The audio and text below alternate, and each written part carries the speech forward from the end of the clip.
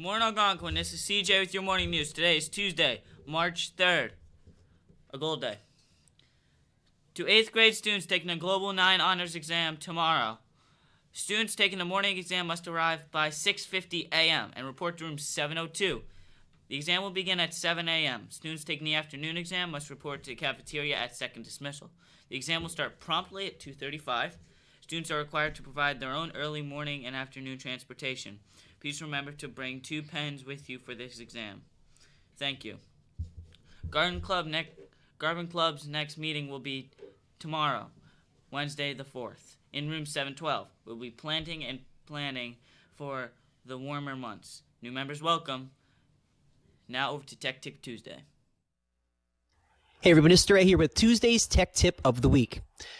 A few students reached out to ask about presentation tool options, so today's learning target is I can create engaging dynamic presentations using a variety of online tools. Today, we're going to talk about 4 different presentation making tools: Google Slides, eMaze, Sway, and Canva. Option number 1 here, Google Slides, you all are probably very familiar with.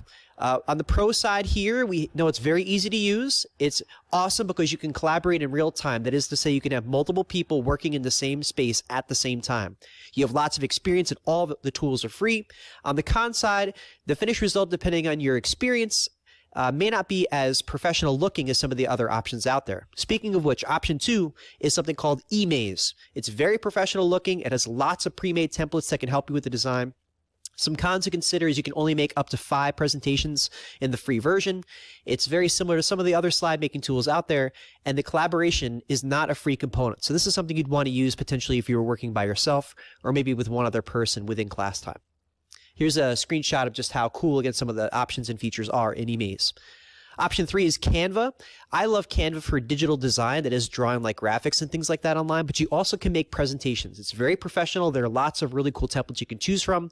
You can collaborate with one another, but you can't be working in the same space at the same time. So that would mean that if I were working with somebody else, I could go in and make an edit, and they can go in and make an edit. So in class time, you probably should just share a Chromebook and work together, but outside of class, assuming you're not working at the same time, might be a good tools. There's also been some connectivity issues, so sometimes people have complained that it hasn't saved all of their progress. And there are some paid elements, so if you choose to include a part that's paid, you won't be able to use or present or download until you pay for that. So the best thing to do, of course, is to avoid the paid elements. Here's a screenshot of just some of the design templates available via Canva. Lastly, we have Microsoft Sway. It's a lot like PowerPoint, which for some of you is a familiar tool. It has different presentation view options, so you can do it vertically or side to side. And you can give people edit access, so similar to the example I gave before, you can't be editing in real time together, but 2 people can be working on or editing the same presentation, just not simultaneously. It does take some getting used to. It's a little bit different than the other ones, and you need to create an account, obviously, to use it, which is a different step. Maybe than some of the other programs. So here's a screenshot of what Sway looks like in terms of the outlook. And again, you can see lots of templates to choose from. So here are 4 different presentation tools. Again, Google Slides, eMaze, Sway, and Canva. And for our learning target, again, to create engaging dynamic presentations, these are just a few. Obviously, there are lots of others out there. So get out there, explore, and get back to me with ones that you guys like. For Tuesday's Tech Tip of the Week, I'm Mr. Ed.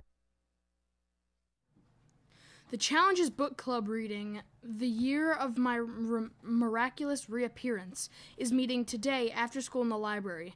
Please be sure to bring your book with you. Thanks, Mrs. Keenan and Mrs. Ekstrom. Robotics Club is canceled for this week. See you next week. Thank you, Mr. Ross and Mr. Hanson. Best Buddies Tie-Dye event is today after school.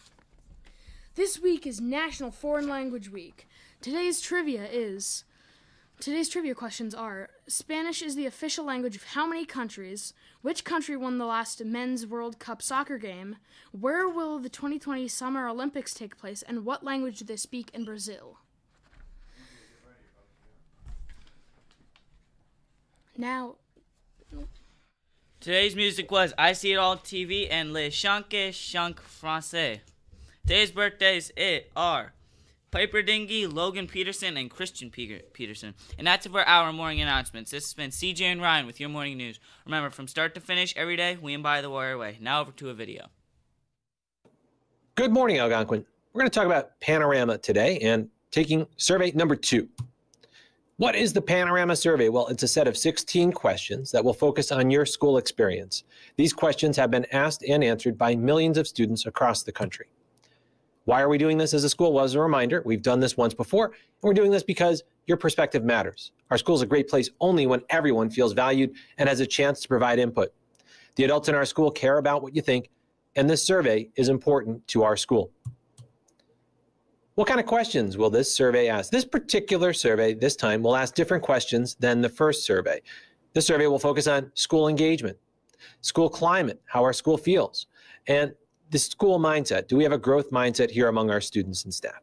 Questions are on a rating scale, something like almost never, once in a while, sometimes, frequently, all the way over to almost always. You'll select one of those answers that best fits. How long will it take for you to finish this survey? Well, most students will finish the survey in less than 10 minutes. We will not be extending morning meeting for this survey. Again, this is a shorter survey than last time, and we will not be extending morning meeting. So here are the directions. At this time, please open your APCSD email account and then open the email from me, Mr. Messia. Click on the link provided in the email. Then use the small yellow card provided by your morning meeting teacher with your login code and begin the survey.